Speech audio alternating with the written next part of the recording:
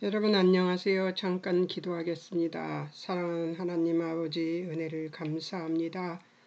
오늘도 진리의 말씀을 묵상하게 해주셔서 감사합니다. 이 말씀이 우리를 거룩하게 할 줄 믿고 감사하며 날마다 이 거룩함을 잊지 않는 우리들이 되도록 주님 도우시고 인도해 주옵소서.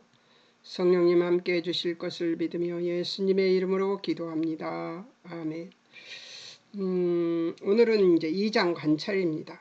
2장 관찰은 장 제목은 그리스도의 마음을 품으라 라는 말씀입니다. 이 유명한 장이잖아요. 여기가 빌립보서 2장은 저도 굉장히 좋아하는 장입니다. 특별히 3절에서부터 그 10 몇 절까지 정말 제가 외우고 싶은데 잘 안 외워져요. 너무 늙어서 이것을 깨달아 가지고 이 성경책이 빌립보서를 좋아하게 돼 가지고 이걸 외우고 싶은데 잘 안 외워지더라고요. 예. 그리고 여기 에베소서 1장인가요? 거기에 나오는 말씀도 진짜 외우고 싶은데 안 외워져요. 외워지지는 않지만 대충은 압니다. 이게 무슨 얘기를 하고 있는가까지는 아는데 외우지는 못해요. 젊었을 때, 어렸을 때 외워야 되는데 제가 성경을 열심히 깨우치고 한 것은 어렸을 때가 아니에요. 자, 그리스도의 마음을 품으라. 이게 장제목인데요. 1절에서 4절은 그리스도인이 품을 마음은 어떤 것인가? 또 5절에서 11절은 그리스도의 겸손한 마음, 그리고 12절에서 18절은 바울의 겸손한 마음, 19절에서 24절은 디모데의 겸손한 마음, 25절에서 30절은 에바브로디도의 겸손한 마음이겠죠. 예. 자, 그러면 이제 단락대로 쫓아가 보겠습니다. 1절에서 4절 얘기인데요. 1절에서 4절만 본 게 아닙니다. 사실은 이제 바울의 권면인데요. 하라는 단어를 쭉 주제별 목록을 한 겁니다. 자, 한번 보겠습니다. 복음에 합당한 생활을 하라는 말이 1장 2절에서 27절에서 2장 4절까지 얘기입니다. 예, 그걸 한번 보겠습니다. 마음, 뜻, 합해 교제를 나눌 것. 2절이죠. 마음을 같은 사랑을 가지고 뜻을 합하여 한 마음을 품어. 이렇게. 자, 3절 겸손한 마음, 남을 낮게 여기는 마음을 가질 것. 3절 다툼과 형으로 하지 말 것. 4절 자기 일과 남의 일을 돌볼 것.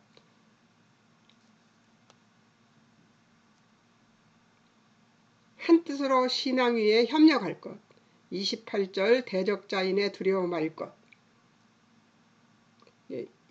OD 27장 28절 27절인가 하면 1장 27절입니다. 이걸 앞에다 놓고 뒤에다 넣었어야 되는데 이걸 뒤에다 넣었네요. 숫자가 크다고 뒤에다 넣은 것 같아요. 이해해 주십시오. 29절 그리스도를 믿을 것, 30절 그리스도를 위해 고난도 받을 것. 이렇게 하라는 얘기를 무엇 하라 하는 것을 복음에 합당한 생활을 하라, 이 말이 이제 27절에 나오는 그 말씀이 이제 제목이 되어서 이렇게 1장 27절부터 2장 4절까지를 했습니다. 5절에서 11절을 한번 보겠습니다. 그리스도를 본삼아 너희 안에 그리스도 예수의 마음을 품으라, 이렇게 나오는데요. 한번 보겠습니다. 6절 근본 하나님의 본체시나 하나님과 동등됨을 취하지 않으시는 겸손. 7절 자기를 비우며 겸손. 7절 종의 형체를 가지시며 겸손. 7절 사람의 모양이 되시는 겸손. 8절 자기를 낮추시며 겸손. 8절 죽기까지 복종하시는 겸손. 8절 십자가에 죽으심의 복종. 겸손은 복종을 만들어내죠. 그렇게 지금 예수 그리스도를 본을 보라는 것이죠. 12절 항상 복종하고 두렵고 떨림으로 너희 구원을 이루라. 13절 너희 안에 소원을 두고 행하시는 하나님의 일을 이루라. 14절 모든 일을 원망과 시비가 없이 해라. 15절 흠없고 순전하여 하나님 자녀로 세상에서 빛들로 나타내라. 16절 생명의 말씀을 밝혀라. 18절 나와 함께 기뻐하라. 하라를 쭉 해가지고 하라를 이렇게 나눈 것입니다. 자, 그 다음 그리스도인이 품을 마음, 한 마음 겸손한 마음인데요. 한번 보겠습니다. 2절에서 5절까지인데 그리스도인이 품을 마음, 한 마음 겸손한 마음인데요. 2절 한 마음을 같이 해서 한 마음이 되고 같은 사랑을 가지고 뜻을 합하여서 3, 4절 겸손한 마음으로 다투고 허영 말고 자기보다 남을 낮게 여기고 자기가 자기 일을 잘 돌보면서 다른 사람들의 일도 돌보아 가면서. 근데 이렇게 하면은 오지랖만 넓어가지고요. 반드시 불평하는 쪽이 나옵니다. 근데 참 모순된 것 같지만 이것들을 해야 됩니다. 이것들을 하면은 시기 질투를 또 받아요. 그래서 결국은 밀려납니다. 아이러니하죠. 1절 한마음 겸손한 마음이 될 이유 그리스도 안에 무슨 권면 사랑은 무슨 위로 때문에 그리스도 안에 있는 무슨 권면이나 사랑의 위로 때문에 성령이 무슨 교제 궁율 자비 때문에 그렇게 하라는 것이죠. 한마음 겸손한 마음이 될 이유는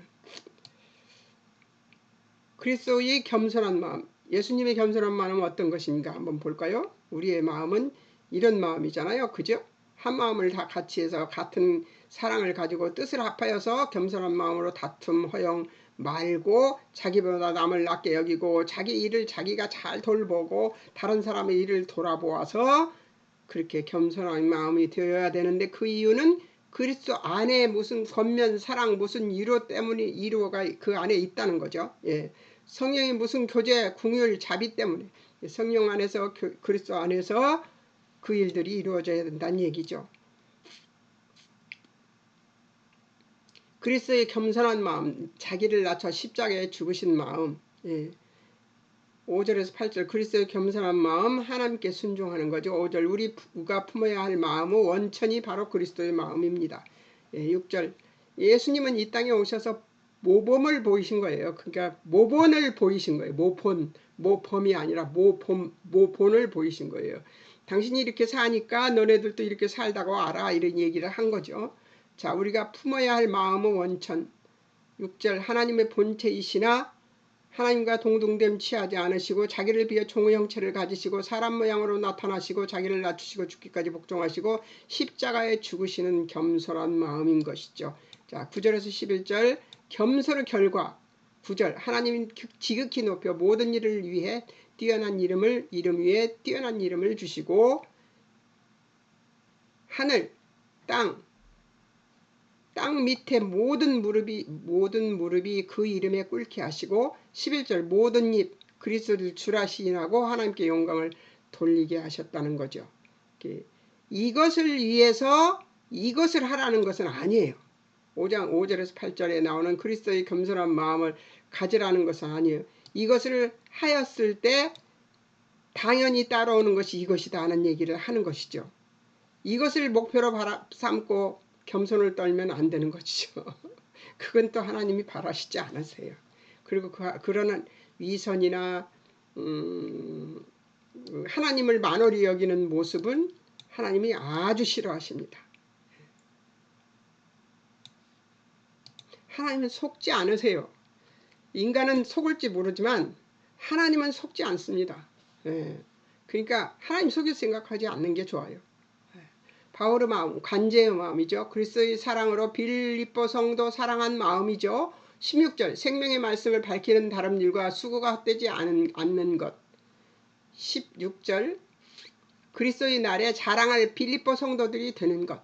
17절 빌립보 성도들 믿음과 재물과 봉사 위에 관제로 드릴 것을 기뻐하는 것이죠. 18절 빌립보 성도들이 그와 함께 기뻐하는 것. 19절 20절 빌립보 성도들은 사정을 관심을 가지고 살핀 결과겠죠. 24절 속히 빌립보에 가기를 주 안에서 확신하고 25절 동역자들 디모데와 에바브로디도를 아끼고 15절 그가 순교할 것 어그러지고 거스리는 세대 가운데서 순교할 것이라고 얘기를 합니다. 자, 관제로 드린다 하는 말이 무슨 말인가 알아보아야 되겠죠. 구약에서 포도주나 독주를 하나님께 드리는 전제의 신약적 표현인데요. 여기는 복음의 자신의 피를 하나님의 제단에 쏟아붓겠다는 바울의 순교적 각오가 암시된 것이죠. 예. 순교는 정말 바울도 순교를 했죠. 예. 어그러지다. 구분, 삐뚤어지다, 파렴치한, 부정직한, 패역한 세대, 패역에 대한 이 심판 아래에 예수님 주변의 유대교와 그 시대의 인류와 내가 이걸 안 돌려. 그 시대의 인류와 모든 세대와 장소의 인류들을 세운다. 거스리다. 다이스포레 포. 근데 굽게 하다, 왜곡하다, 그릇되게 하다. 그릇된 타락한 세대에 관한 말씀 신명기 32장 5절 말씀을 인용한 것이죠. 거스리다.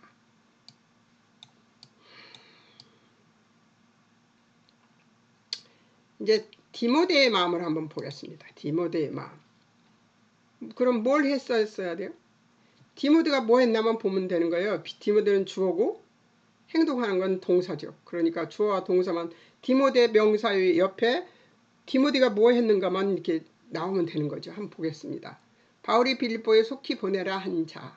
19절 바울에게 안위를 받게 할 자. 20절 바울과 뜻을 같이 한 자.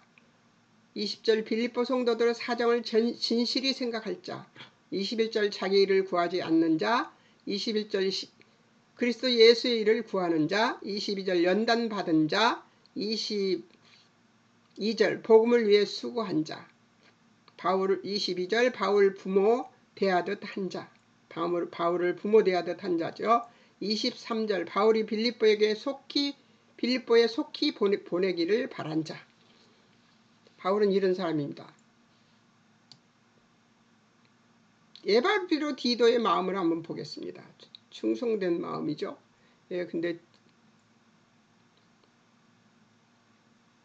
자, 자기 목숨을 돌보지 않은 마음이죠. 에바브로디도는. 자, 25절 빌립보에 보낼 자, 형제에 함께 수고할 자, 바울과 디모데와 함께 군사된 자, 빌립보 성도들 사자 바울을 쓸 것을 돕는 자.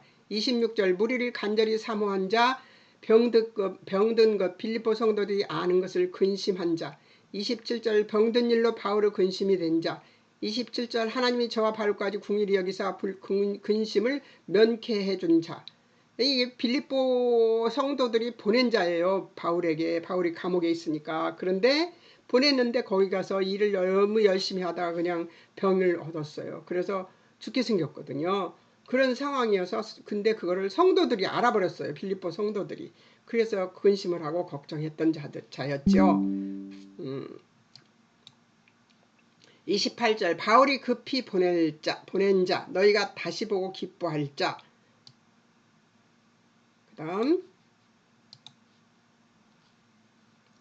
너희가 영접하고 29절 너희가 영접하고 존귀 여겨야 할 자. 30절 그리스도를 위해 죽기에 이른 자. 30절 그리스도 일을 위해 자기 목숨을 돌아보지 아니한 자. 30절 바울의 일에 부족함을 채워준 자.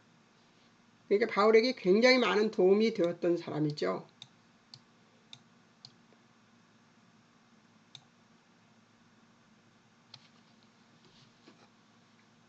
그럼 하나님이 누구신가에 대해서 알아봐야 되겠죠. 그래서 하나님을 주제별 목록한 걸 여기 써놨습니다. 한번 보겠습니다. 이렇게 주제별 목록을 쫙 다 하면은 어떤 일이 벌어져요? 아, 여기서부터는 여기까지는 무슨 얘기하고 있구나. 여기서부터 여기까지는 무슨 얘기하고 있구나를 알 수가 있습니다. 자, 하나님 우리가 그 땅에 순종해야 하는 우리의 주권자. 그 뜻에 순종해야 하는 우리의 주권자. 자, 1절 권면과 사랑의 유로가 있으신 분. 2절 주 안에서 하나이기를 원하시는 분. 9절 예수 그리스도를 지극히 높이시고 뛰어난 이름을 주신 분. 5절에서 10절 겸손한 자, 순종한 자, 높이시는 분. 11절 예수님이 겸손하셨는데 예수님을 높이셨다고 나오니까 그렇게 쓴 거예요. 겸손한 자, 순종한 자. 예수님이 겸손하시기도 했고 순종도 하셨죠. 그러니까 하나님이 높이셨다는 얘기, 그 얘기를 쓴 겁니다. 11절 예수님 고백하는 자들에게 영광을 받으시는 분, 13절 기쁘신 뜻을 가지신 분, 13절 우리 안에 소원을 두고 행하게 하시는 분, 15절 우리가 흠없고 순전하여 빛이 되기를 바라시는 분, 17절 18절 29절 기쁨으로 복음을 수고하기 바라시는 분, 27절 에바브로디도를 궁휼히 여기신 분, 하나님께서 이렇게 하신 분이시라는 거예요. 자, 그럼 예수 그리스도는 또 어떤 분이신가, 어떤 분인가 한번 알아보겠습니다. 우리의 구원자, 우리의 주인인데요. 1절 권면, 사랑, 위로가 있으신 분.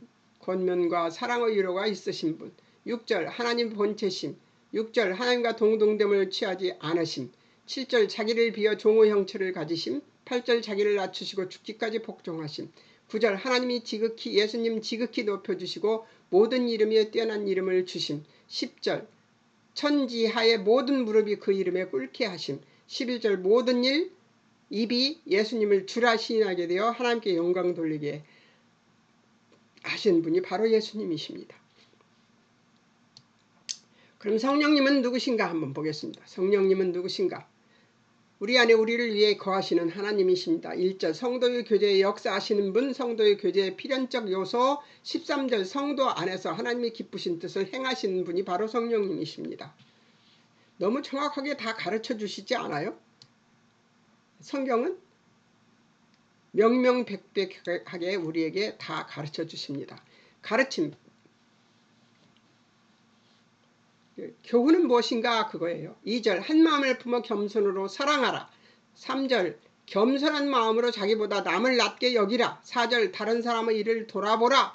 5절 8절 그리스도 예수의 마음 곧 겸손한 마음을 품으라. 12절 항상 복종하여 두렵고 떨림으로 너희 구원을 이루라. 18절 나와 함께 기뻐하라. 29절 지도자들을 존귀히 여기라. 이것까지가 가르침입니다. 자, 그럼 다시 에바브로디도의 마음으로 오는데요. 에바브로디도의 마음을 보겠습니다. 책망, 분열 불가. 책망이나 분열은 불가하대요. 3절 에바브로디도의 마음이죠. 아무 일에든지 다툼이나 화형으로 말라. 4절 자기 일만 알지 말고 남의 일도 돌아보라. 14절 모든 일을 원망과 시비가 없게 하라. 바르게 함 마음을 다스리고 기뻐하라. 바르게 하는 게 뭔가 봅시다. 3절 겸손한 마음을 가지라. 6절 당연한 내 특권을 취할 것으로 여기지 않는 이거 보지도 않고 당연한 내 특권을 취할 것으로 여기지 않는 마음을 가지라. 7절 자기를 비우는 마음. 8절 자기를 낮추는 마음. 8절 순종하는 마음. 13절 하나님이 기쁘신 뜻을 이해하는 마음. 16절 그리스도 날에 자라날 것이 있기를 바라는 마음. 14, 17, 18절 기뻐하는 마음입니다. 이런 마음들을 가지라는 거예요. 의로 교육, 그리스도 안에서 성령 안에서 믿음으로 이루어지는 의. 1절 그리스도 안에서 성령 안에서 행하고 교제함으로 의로 교육하는, 그리스도 안에서 성령 안에서 믿음으로 이루어지는 의는 어떤 것인가? 1절 그리스도 안에서 성령 안에서 행하고 교제함으로 의가 이루어지는 것이고, 5절에서 11절 그리스도를 본받는 믿음이 주는 의. 이 12절 항상 복종하여 두렵고 떨림으로 이루는 구원의 의. 15절 어그러지고 거스리는 세대 가운데 흠없고 순전의 빛이 되는 의. 16절 그리스도의 날을 기다리는 믿음으로 생명의 말씀을 밝히는 의. 이렇습니다. 그런데 이 2장을 지금 관찰을 싹 다 했어요. 2장 더 자세히 또 볼 거니까 걱정 말고요. 빨리 간다, 왜 이렇게 빨리 가냐 이렇게 생각할지 모르겠어요. 자, 이제 뭘 좀 바꿔야 돼요.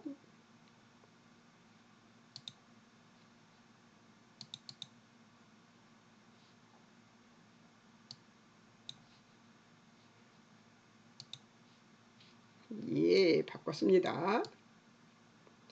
예, 적용점을 제가 찾아봤는데요. 어떻게 찾아봤냐? 그리스도의 마음은 본받는 마음으로 온유와 겸손함으로 전인격적인 순종을 하는 사람이냐 그걸 물었습니다. 근데 어떻게 순종할 것인지에 대해서 제가 이렇게 쭉 써봤습니다. 한번 보겠습니다. 오늘은 이걸 싹 다 해서 육과를 하루에 맞춰버릴 생각인가 봅니다. 이제 20분밖에 되지 않아서 끝까지 해보겠습니다. 기억. 첫 번째, 옥에 갇힌 바울도 빌립보 교회 성도들도 이 시급한 때를 지나면서 그 나타난 결과들을 보면 하나님이 일하심이 우리 생각이나 기대와는 다르다는 것을 배우게 되어 수월찬이 당황했을 것이다. 성도가 일을 할 때 능력이나 결과가 아니고 한 분 예수 그리스도를 믿는다는 사실을 지키는 것이 가장 중요하다. 형통해야 한다거나 능력이 있어야 하고 계획이 잘 세워져야 하고 미끈기를 가져야 하는 것들은 다 2차적이다. 신앙에서 가장 중요하고 우선하는 본질적 내용은 바로 한마음을 갖는 것이다. 맞는 것 같아요. 그거는. 여기서 한마음이란 예수님을 믿는다는 사실로 하나가 되었다는 것을 기억하고 그 하나 된 것을 깨지 말라고 하는 것입니다. 사랑이 기독교의 본질이 아니고 예수가 본질입니다. 그래서 사랑을 얻게 된 것이지요. 그 순서를 잊지 말라는 것입니다. 예수가 본질이니까 예수님이 먼저라는 거죠. 사랑이 먼저라고 말하지 않습니다. 고린도전서 13장 1절에서 3절을 보면 사랑은 천사의 말을 하는 것이 아니라고 합니다. 산을 옮기는 믿음이 사랑은 아니고 자기 몸을 불살하게 내어주는 열심도 아니라고 합니다. 그렇다면 사랑은 무엇인가? 바로 뒤에 나옵니다. 사랑은 오래 참는 것이고 온유하며 시기하지 아니하며 자랑하지 않고 교만하지 않는 것입니다. 거기에 잘 나와 있죠. 사랑에 대해서.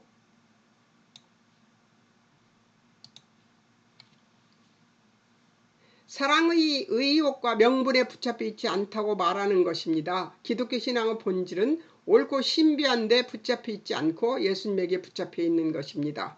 기독교 신앙은 옳은 것 위에 서 있지 않고 은혜 위에 서 있는 것이죠. 하나님의 오르심은 은혜 위에 있는 것이며 무책임해도 좋다는 이야기가 아닙니다. 인간이란 원래 둘이서 한 마음 한 뜻을 가지는 예가 없습니다. 인간은 무슨 공동의 이익, 공동의 욕심으로 묶일 때만 잠시 같은 편이 될 뿐 결코 한마음이 되지 않습니다. 인간은 한마음을 풀 실력이 없습니다. 내 속 사람 속에도 여러 마음이 있어 한마음이 안 되는 존재가 바로 인간임을 우리는 기억해야 됩니다. 이게 한 마음이 되려고 하면은 굉장히 양보를 많이 해야 되고 겸손해야 되고 많이 양보해야 되고 져주고 손해보고 죽어줘야 되는 상황이 되는 것입니다.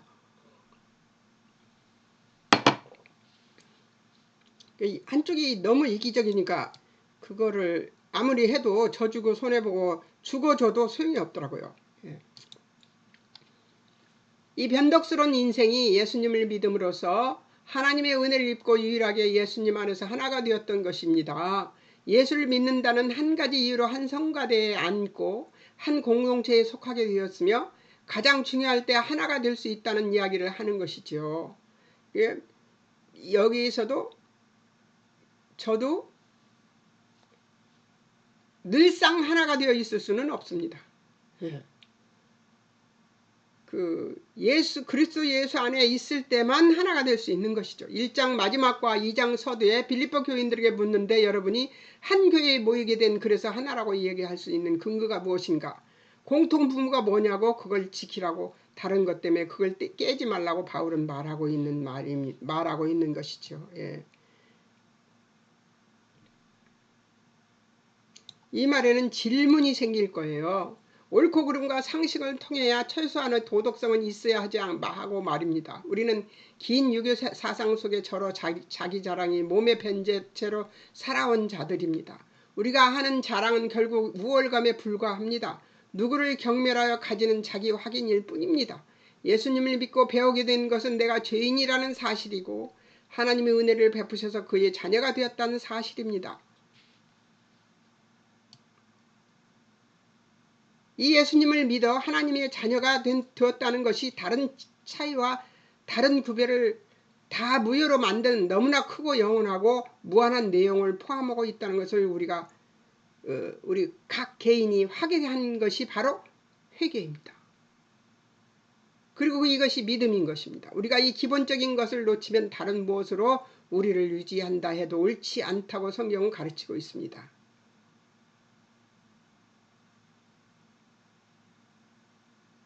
그리스도 안에 무슨 권면, 사랑의 위로, 무슨 성령의 무슨 교제, 긍휼, 자비 이런 것, 이것을 서로 사용하기 위해서는 서로 기다려줘야 한다는 것이죠. 하나님께서 우리를 각자 부르신 것처럼 우리가 서로 기다려줘야 하는 것이죠. 우리는 하기 싫어하고 싸움거리를 만들지만 그것을 멋진 교회, 멋진 신앙이라는 이름을 내세우고 싶은 마음이 앞서 기본을 못 지키게 되는 허울이라는 것일 뿐임을 우리는 기억해야 됩니다. 뽀대만 내려고 하는 거룩한 척하는 그런 것으로는 도저히 커버가 안 되는 거죠. 예, 진심이어야 되는 것이죠. 예. 모양만 내려고 하면 안 된다는 얘기예요. 4절에서 상대방 처지를 이해하라고 상대방의 입장이 되어주라는 뜻인데요.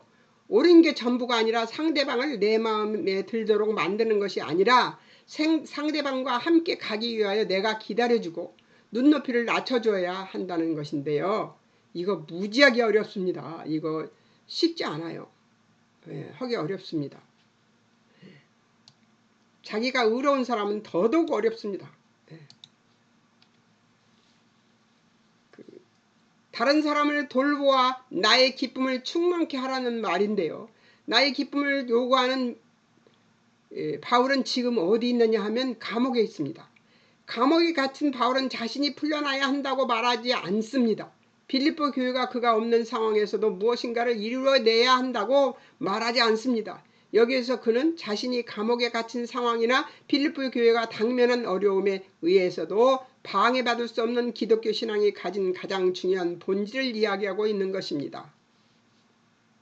대단한 바울이에요. 대단한 바울. 바울 서신을 읽으면 어떻게 이렇게 살았을까 이 사람은? 어떤 믿음을 가지고 이걸 이렇게 살았을까 하는 생각이 드는데요. 대단한 믿음을 가진 사람입니다. 우리가 마땅히 누려야 할 감사와 기쁨, 예수를 믿는 위대한 존재가 되어가는 것, 바로 이것을 놓치지 말라고 이야기하고 있는 것입니다. 그 어떤 것보다 더 중요하다는 거죠. 이것이. 성경을 깊이 읽고 은혜를 받으면 받을수록 확인하는 내용은 성경이 요구하는 것은 세상이 요구하는 것과 정반대의 길이라는 사실입니다. 우리는 아직도 세상의 미련을 버리지 못하고 고이 간직하고 있습니다. 세상 것을 이루고 싶어 하잖아요. 우리는 아직도. 성경은 우리가 도무지 지킬 수 없는 말을 합니다. 그러나 우리가 살면서 배운 것은 세상에 약속했던 것은 언제나 거짓되다는 사실입니다. 대신 성경이 약속한 것들은 모두 다 참으로 명예롭고 위대하다는 사실입니다. 양보하는 것, 지는 것, 기다려주는 것은 위대한 일입니다. 세상이 말하는 것 같은 눈에 보이는 결과들을 만들기 위해 세상적인 힘, 세상적인 능력은 나도 죽이고 상대도 죽이고 서로가 망하고 서로가 비정해지는 것 외에 아무것도 아닙니다. 그래서 신앙 고백의 위대함을 누리는 우리가 되어야 함을 기억해야 합니다. 매번 신앙 고백 위에서 살아가야 된다는 얘기죠. 그래서 예수 안에 있어야 된다, 성령 안에 있어야 된다 하는 얘기를 하고 있는 것이죠.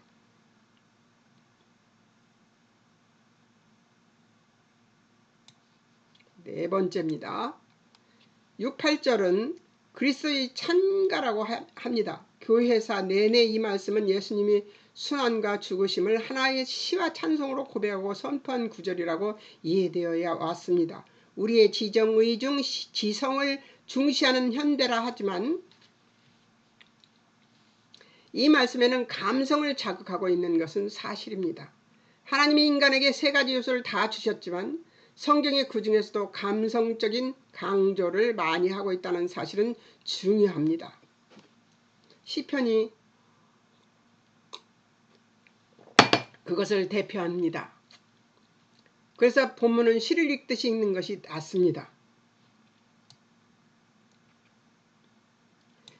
그래서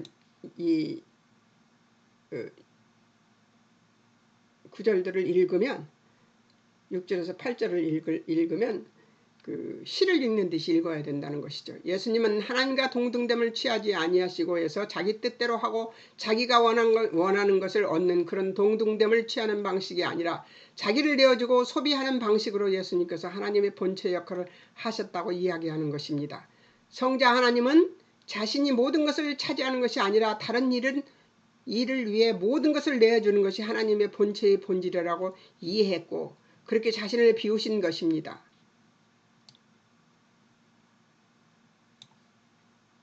그래서 하나님과 동등된 것은 7절에서와 같이 채우는 것이 아니라 비우는 것이라고 말하는 것입니다. 예수님께서 자신을 비워 종의 형체를 가지신다는 것은 종의 특징적 속성을 받아들이셨다는 뜻이지요.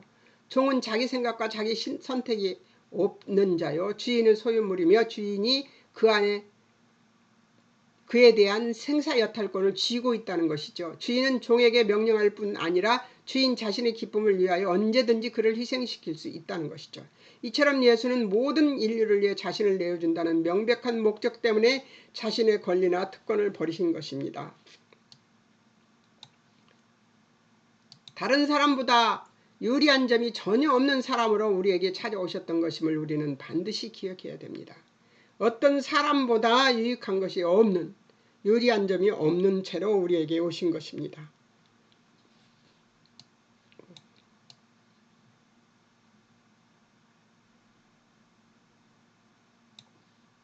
다섯 번째, 이 구절들 속에는 우리가 하나님의 자녀로서 혹은 예수를 믿는 자로서 얻게 되는 유익이나 받을 보상에 대한 얘기가 없습니다.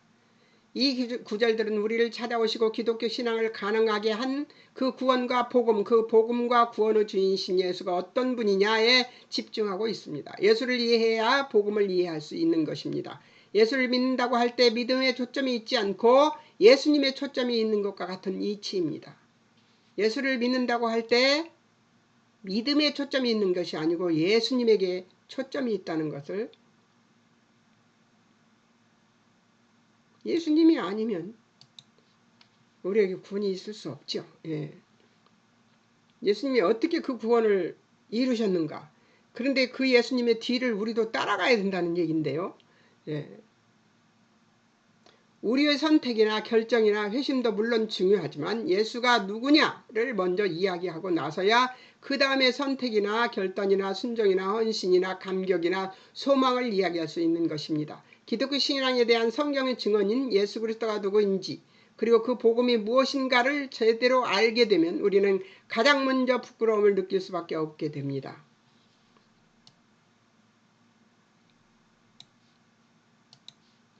우리를 향한 하나님의 무한한 사랑과 가장 큰 헌신에 대해서조차 우리는 우리의 이해관계를 벗어나지 못한다는 사실을 깨닫고 죄인 된 인간이 가지는 죄의 본성에 내재한 무서운 부패를 직면하지 않고 예수를 이해할 다른 방법은 없다는 것입니다. 이게 무슨 말이냐면 하나님의 무한한 사랑이 예수 그리스도를 이 땅에 보내셔서 죽으시기로 작정한 것입니다. 예수님보다 우리를 더 귀하게 여겼었다는 얘기예요. 그렇게 하실 수 있습니까? 여러분 그렇게 할 수 있을까요? 여러분보다? 여러분의 자식보다? 누군가를 더 사랑할 수 있습니까? 그것을 얘기하는 거예요. 죄인이 된 인간이 가지는 죄의 본성에 내재한 무서운 부패를 직면하지 않고, 이것은 무슨 말이냐면 우리가 우리 속에 하나님의 품성이 아닌, 예수님의 품성이 아닌, 성령님의 품성이 아닌 아주 대바라진 인격, 욕심이 가득한 인격, 이것들이 내재해 있다는 거죠. 왜? 아담의 후손이잖아요. 죄성을 가지고 태어난 거예요. 그것이 우리 안에 내재해 있어서 우리 안에 천갈래 만갈래의 마음이 있습니다. 이 천갈래 만갈래 마음이 있다는 것을 아는 것을 전제로 해야 된다는 거죠. 예수가 누구신가, 하나님이 가진 그 사랑이 어떤 의미로 우리에게 다가오는가, 또 예수님을 죽게 만든 하나님의 그 사랑이 무슨 의미인가를 깨닫고 내가 얼마만큼의 죄인인가를 깨닫는 그것이 있지 않고서는 예수를 이해할 다른 방법이 없습니다. 하나님이 어떤 사랑으로 우리를 사랑하셔서 예수님을 이 땅에 보내서 죽기까지 보내셨는가? 그리고 예수님은 어떻게 그것을 순종하셨는가?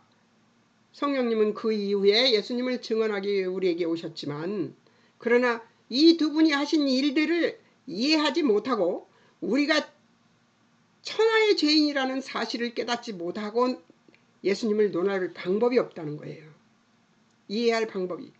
예수님이 이해할 다른 방법은 없다는 것입니다. 여기서 사람들과 같이 되었다는 것은 통치자이신 신이 통치를 받는 시민의 자리에 내려옴으로써 신이 피조물인 우리 위에 군림하지 않고 오히려 우리를 섬겼다는 말인데요. 하나님이신 예수님이 우리를 오히려 섬겼다는 얘기예요. 여러분의 지위, 이런 체면 이런 것들을 내려놓고 그렇게 섬길 수 있습니까?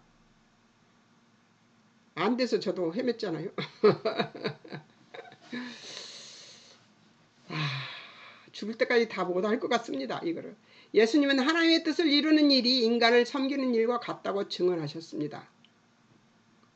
이해가 어렵지만 나는 믿어 우월하니 너를 잡아 눌러야 하는 종교가 아님을 알게 되어 놀라게 될 것이라는 것이죠. 예.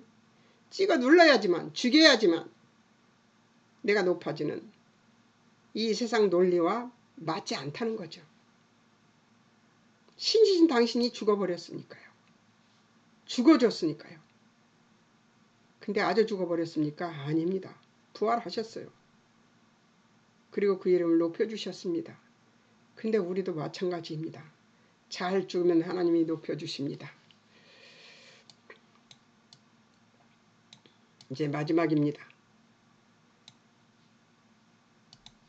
예수님께서 자기를 낮추셨다는 것은 어떤 큰 업적을 이루려고 애쓰지 않으셨다는 뜻이 되는 것이죠. 십자가를 지려고 맹렬히 애쓰신 것이 아니라 죽음을 각오하고 죄인된 인류에게 당신을 맡기자 인류는 그를 죽여버렸다는 뜻이죠. 우리는 그런 존재들입니다.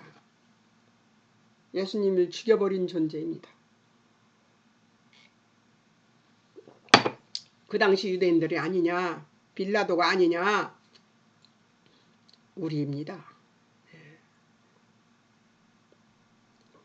예수님이 자기 낮추심과 죽기까지의 복종은 하나님신 성자 예수님이 죄인된 인간을 위해 죽는 것까지도 하나님이 하나님 되시는 자기 설명의 한 중요한 특성이라고 말하는 것입니다. 하나님은 우리를 설득하시려 오셔서 자기를 낮추시고 종 되시고 희생을 통해 설득하려 하셨지만 설득당하지 않았을 뿐 아니라 그런 하나님을 죽여버리셨던 것입니다.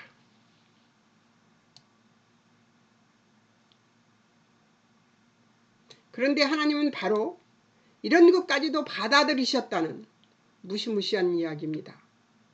하나님이 예수님을 죽여버렸는데 죽여버린 인류를 받아들이시고 그들을 위해서 다시 예수님을 부활시키셔서 3일 만에 죽은 자 가운데서 다시 살아나셨습니다. 이 무시무시한 얘기, 이 큰 용서, 아멘이십니까? 예, 저도 아멘입니다. 우리가 누군가와 의견 충돌이 있을 때 우리는 죽으려 하지 않는데 단번에 죽어지는 것이 아님을 우리 누구나 잘 압니다. 예수님이 십자가의 죽음은 강요가 아닌 예수님이 하신 하나님의 최고의 은혜와 자비와 긍휼과 오래 참음과 낮추심과 희생에도 불구하고 그에게 주어지는 어떤 보복이라 할 수 없는 보복을 죽는 자리까지 받으셨던 것입니다.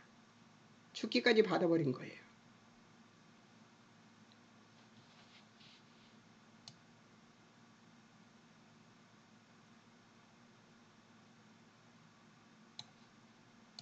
이게 기독교다. 부끄럽기 그지없지만 여기서 로마서 8장에 나오는 무엇이든지 예수 그리스도 안에 있는 하나님의 사랑에서 끊을 수 없다는 말이 무슨 뜻인 줄 알게 됩니다.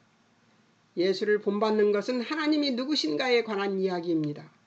하나님은 지시는 분이십니다. 하나님이 져서 이기시는 분이라는 것을 좀처럼 납득할 수 없지만